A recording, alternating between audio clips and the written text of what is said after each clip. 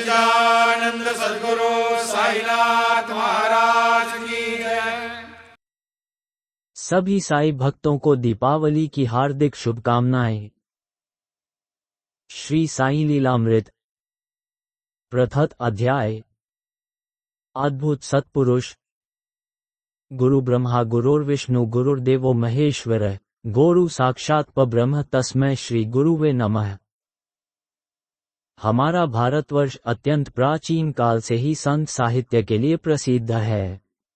हजारों संत इस पुण्य भूमि पर प्रकट हुए, अपनी अपनी विशिष्ट पद्धति से अपना अवतार कार्य संपन्न करते हुए वे लग जागृति कर ब्रह्मालीन हो गए।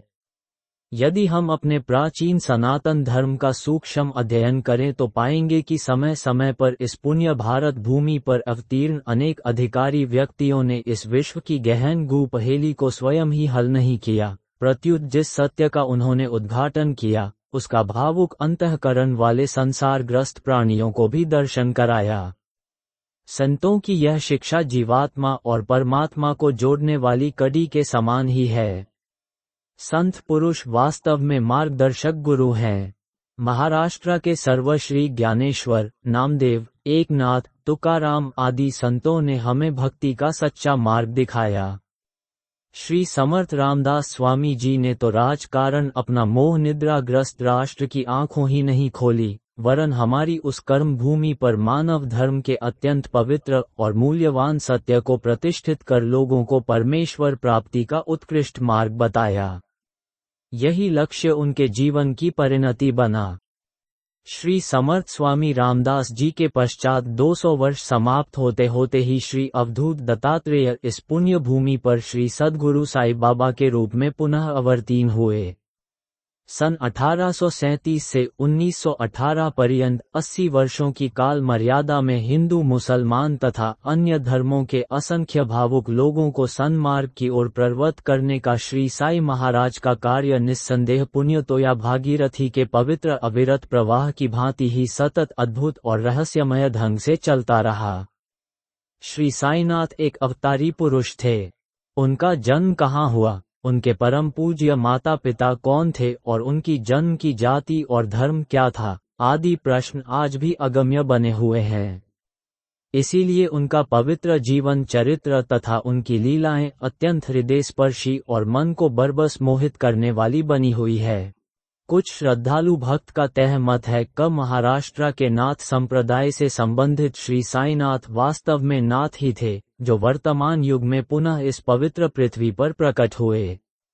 वे अयोनिज, जो मैथुनी सृष्टि से परे हो, थे।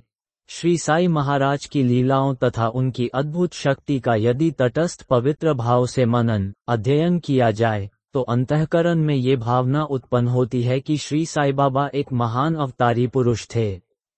यद्यपि उन्होंने 3.5 हाथ के पार्थिव शरीर का सन 1918 में त्याग किया, तथापि भावुक भक्तों के लिए वे आज भी अजर अमर है।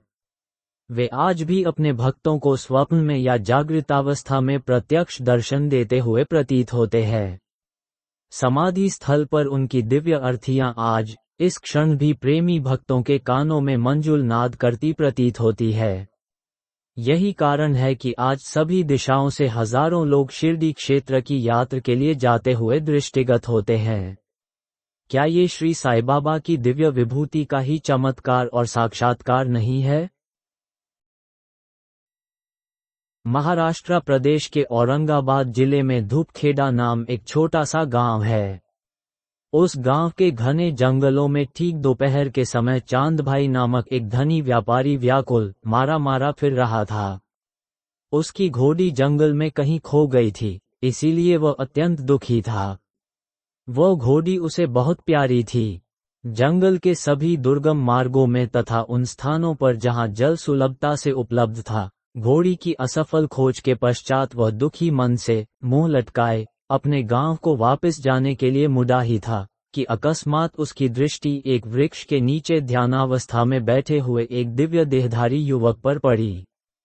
उस युवक की दिव्य कांति तथा सुदृढ़ शारीरिक सौंदर्य को देखकर चांदभाई को बड़ा आनंद हुआ। वो एक क्षण अपनी प्रिय घोड़ी के खो जाने का दुख भूल गया। श्रद्धापूर्वक विनत हो उसने उस ध्यानावस्थित युवक को सादर सलाम किया। उस दिव्य नवयुवक का वेश वहां के रीति रिवाज को देखते हुए मुसलमानों जैसा था। अतः उसके दर्शन कर चांद भाई के मन में ये संस्कार जागे कि यह युवक कोई बैरागी फकीर है। इसी भाव से चांद भाई ने नम्रतापूर्वक हाथ जोड़कर उस युवक को पुनः सलाम किया। उस तेजस्वी नवयुवक ने चांद भाई को संबोधित कर उसे चिलम पीने के लिए आमंत्रित किया और साथ ही सामने की झाड़ी की ओर इंगित कर कहा, देखो, तुम्हारी घोड़ी सामने की झाड़ी के पीछे बड़े मजे से घास चर रही है। व्यर्थ ही क्यों भटक रहे हो? चांद भाई के आश्चर्य का ठिकाना न रहा। उस युवक द्वारा दिखाई गई झाड़ी के पास उसकी घोड़ी सचमुच ही शांत स्वभाव से घास चर रही थी। चांद भाई उसे पकड़ कर ले आया। उसके नेत्रों में आनंदाश्रु छा गए। वैसे ही सजल नेत्रों से उसने पुनः एक बार उस बैरागी युवक को सलाम किया। उस दिव्य देहधारी युवक ने चांद भाई को बड़े प्रेम से पास बैठाया और उससे चिलम सुलगाने के लिए कहा। चांद भाई के सामने एक बड़ा प्रश्न उपस्थित हो गया। उसके पास चिलम की सारी सामग्री तो थी, पर तंबाकू सुलगाने के लिए आंच नहीं थी। चांद भाई ने कुछ क्षण किंकर्तव्य विमूढ़ता और बेचैनी में बीते। तभी उस युवक ने अपनी दिव्य शक्ति से चांद भाई की कठिनाई को जानकर समीप ही रखा हुआ अपना चिमटा जमीन पर दे मारा। जैसे शांत सागर में सहसा बड़वानल भड़क उठता है, वैसे ही उस हरी भरी घास से आच्छादित भूमि पर लाल लाल धधकते हुए आंच के अंगारे फैल गए। उन्हें देखकर चांद भाई दंग रह गया। दोनों ने ही पूर्ण आनंद के साथ चिलम के कश लगाए। ओम साई राम।